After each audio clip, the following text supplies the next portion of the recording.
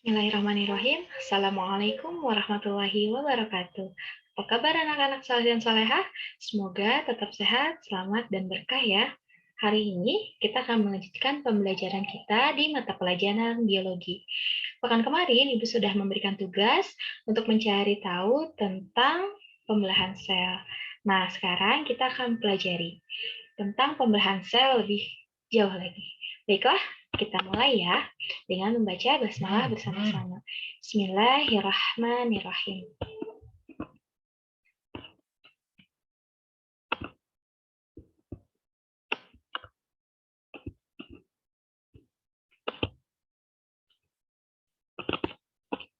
Ya.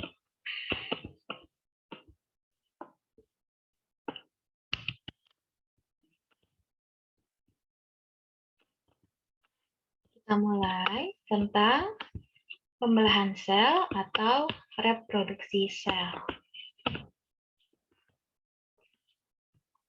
Nah, bagaimana sel bereproduksi? Nah, ternyata sel bereproduksi dengan membelah diri atau pembelahan sel. Nah, pembelahan sel ini terdiri menjadi dua jenis, yaitu mitosis dan meiosis. Kalian akan mempelajari lebih jauh lagi nanti di kelas 12. Berikutnya, apa itu mitosis? Nah, mitosis adalah pembelahan sel yang menghasilkan dua sel anak dengan jumlah kromosom yang sama seperti induknya. Karena kromosom pada semua makhluk hidup itu berbeda-beda. Nah, jadi punya penanda masing-masing. Kromosom itu apa? Kromosom itu adalah untayan panjang DNA yang dikumpul menjadi bentuk yang lebih sederhana atau yang lebih pendek ya. Nah, mitosis ini terjadi pada sel-sel tubuh. Nah, apa saja tahapan pada pembelahan mitosis sel? Nah, ada 5 tahapan. Yang pertama interfase, profase, metafase, anafase, dan yang terakhir ada telofase. Yang pertama kita akan membahas mengenai interfase. Nah, di interfase ini terjadi proses penimbunan energi oleh sel. Untuk apa? Untuk persiapan pembelahan sel. Karena untuk membelah tentunya dibutuhkan energi yang sangat banyak. Sehingga di sini terjadi penimbunan energi. Kemudian di sini untuk interfase waktu yang dibutuhkan itu sangat lama karena di situ ditulis untuk persiapan pembelahan. Jadi kalau kalian persiapan pasti waktu yang dibutuhkan untuk cukup lama kan ya. Nah, kemudian di sini inti atau nukleus dan anak inti sel atau nukleolus tampak terlihat jelas. Nah, yang ini ya. Nah, jadi yang dibatasi oleh selaput inti sel, membran inti sel disebut nukleus, sedangkan inti dari anak inti sel, inti dari anak dari inti sel disebut nukleolus. Nah, ini terlihat jelas. Yang ini kita sebut dengan benang-benang kromatin atau benang-benang untayan DNA. Nah, nantinya untayan DNA ini harus dikemas agar mudah untuk dibagi. Kenapa harus dibagi? Agar nanti jumlah kromosom antara sel anak dengan sel induknya itu sama. Seperti itu ya.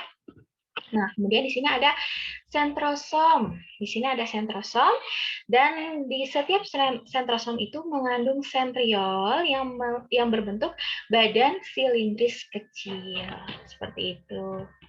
Berikutnya adalah profase. Nah, profase ini terjadi apa? Yang pertama, sentrosom mengalami replikasi atau penggandaan. Jadi terdapat dua sentrosom di sini. Kalau kalian lihat di sini ada dua sentrosom.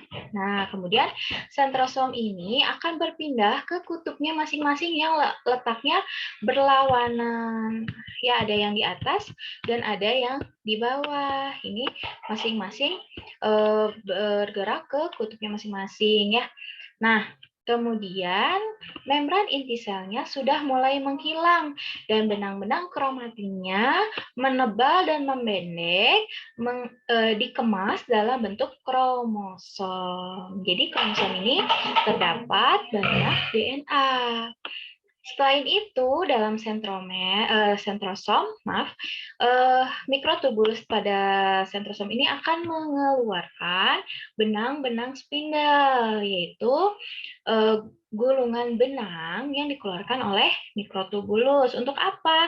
Nantinya gulungan benang ini akan mengait pada kinetokor di sentromer kromosom. Sebab nanti masing-masing kromosom ini akan terbelah. Jadi satu kromosom ini ya, satu kromosom ini akan terbelah ketika terjadi pembelahan sel. Nah, ini di akhir profase ya. Nah, di sini nukleus, kemudian membran inti sel sudah mulai menghilang, kemudian sentrosom berada di masing-masing kutub, kemudian benang-benang kromatin dikemas dalam bentuk kromosom. Setelah itu metafase. Di metafase, nukleus dan membran intinya sudah tidak terlihat, sudah hilang, dan pasangan kromatid atau kromosom bergerak ke bagian tengah inti sel. Di sini ya, ini disebut dengan bidang ekuator. Nah, di sini masing-masing bergerak dan benang-benang spindel tadi akan bergerak pada kinetokor atau sentromer di masing-masing kromosom. Untuk apa menempel? Karena nanti masing-masing dari benang spindel ini akan menarik kromosom, ya. Nah, berikutnya adalah anafase. Nah, di sini anafase ada terjadi pemisahan kromatid dari bagian sentromer. Jadi tadi yang satu kromosom tuh yang seperti huruf X itu akan tertarik ke belah dua, tertarik ke kutub yang berlawanan yang ditarik oleh benang-benang spindel tadi. Nah, kemudian di sini bisa dilihat ya, setiap kromatid terlepas dari sentromer, kemudian terbentuk kromosom baru yang bergerak ke arah berlawanan menuju kutub masing-masing. Jadi ada yang tertarik ke kutub yang atas, ada juga yang tertarik ke kutub bawah. Nah, kemudian terjadi juga sitokinesis. Nah, di sini ada sitokinesis kalau kalian terjadi lekukan. Nah, ini adalah mulai terjadi pembagian plasma sel, pembagian selaput sel, dan pembagian organel-organel sel. Ini ya, kromosom hampir sampai ke kutubnya masing-masing dan membran sel mulai mengalami penyempitan di tengah. Nah, ini sudah mulai terlihat adanya pembagian di sini ya. Dan yang terakhir ada telofase. Telofase ini kromosomnya sudah sampai di kutubnya masing-masing. Kemudian benang-benang spindalnya sudah mulai hilang dan membran inti mulai terbentuk. Di sini juga nanti lama-lama kromatid-kromatid yang terbelah ini akan berubah menjadi kromatin lagi atau benang-benang warna yang terdiri dari untaian DNA lagi. Nah, kemudian sitokinesis akan selesai sehingga sitokinesis itu tadi pembagian sitoplasma nanti akan terbelah dan menjadi dua sel anak ya.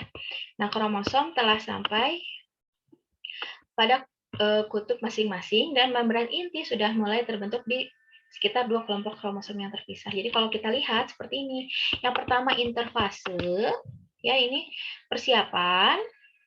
Di sini masih bentuknya masih benang-benang kromatin. Kemudian di sini profase, kromatinnya sudah membentuk kromosom. Kemudian di sini sentrosomnya sudah terbentuk dua dan berada di ujung-ujung atau di kutub-kutub sel. Kemudian untuk metafase, kromosomnya berada di garis ekuator atau bidang pembelahan. Ada di tengah ya. Nah, kemudian benang-benang spindel keluar dan menempel pada kinetokor pada masing-masing kromosom. Setelah sampai, kemudian masuk ke anafase, ditariklah satu kromatid ke masing-masing kutub. Nah, setelah selesai, dilanjut dengan pembagian sitoplasma dan organel-organel sel. Nah, setelah selesai, maka yang terjadi adalah terbentuklah dua sel anak. Yang asalnya satu sel berubah menjadi dua sel anak. Itulah yang disebut dengan reproduksi sel atau perbanyakan sel atau pembelahan sel. Nah, ini adalah gambar dari preparat akar bawang yang sedang menunjukkan adanya pembelahan sel. Kalau kalian lihat, ada pembelahan apa saja di sini ya. Kalau misalnya masih terlihat jelas nih bulat seperti ini, berarti masih di interfase. Kalau sudah tertarik ke masing-masing, ini bisa saja telofase. Yang ini anafase. Kalau ada di tengah, metafase. Seperti itu ya. Nanti kalian bisa baca-baca lagi, karena di sini Ibu simpan sumbernya. Nah, di sini ada quote, biology, the only science where multiplication and division mean the same thing. Ya, jadi biologi itu adalah satu-satunya sains di mana pembelahan dan perbanyakan sel adalah hal yang sama. Mungkin seperti itu untuk pertemuan hari ini. Terima kasih atas perhatiannya. Ibu tutup pertemuan hari ini dengan ucapan hamdalah, alhamdulillahirrabbilalamin. Tetap semangat, tetap sehat, sampai jumpa di pertemuan berikutnya. Wassalamualaikum warahmatullahi wabarakatuh.